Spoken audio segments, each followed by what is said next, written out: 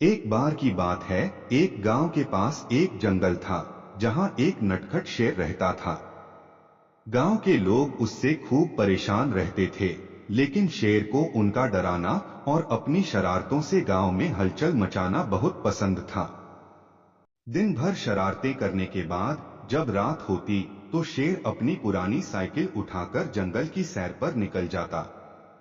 Cycle चलाने में वो इतना माहिर हो चुका था कि अब उसे अंधेरे का भी डर नहीं लगता था। एक रात की बात है, चांदनी बहुत हल्की थी और आसमान पर बादल छाए हुए थे। शेर अपनी साइकिल पर सवार होकर जंगल के बीचों बीच चल रहा था। हवा उसकी मूंछों से टकरा रही थी और वह खुश होकर साइकिल की घंटी बजा रहा था।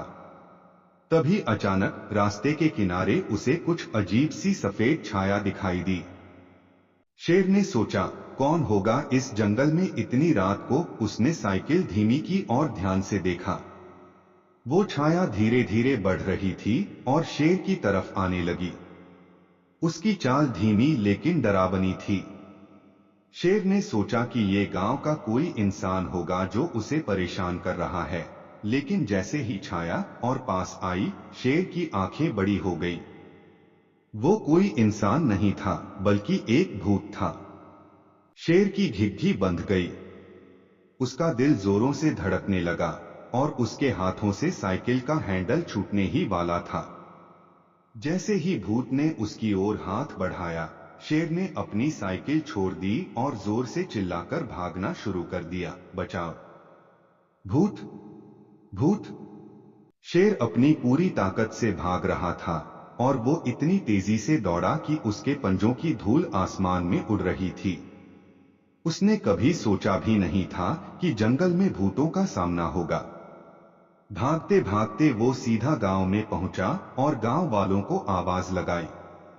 लेकिन गांव वाले उसकी हालत देखकर हंसने लगे, क्योंकि जिस भूत से शेर भाग रहा था वो असल में एक सफेद कपड़ा था जो एक पेड़ की डाल से उलझा हुआ था और हवा में हिल रहा था। शेर को जब यह बात पता चली तो वह बहुत शर्मिंदा हुआ, लेकिन फिर भी उसने अपनी शरारत भरी हंसी दबाकर कहा, अरे, क्या फर्क पड़ता है? भूत हो या न हो, आज की रात तो मजेदार रही। गांव वाले भी उसकी बात पर हंस पड़े और शेर ने कसम खाई कि अब वो रात में साइकिल चलाने से पहले 2 बार सोचेगा। और इस तरह नटखट शेर की एक और शरारत भरी रात खत्म हुई, लेकिन इस बार वो खुद शिकार बन गया था।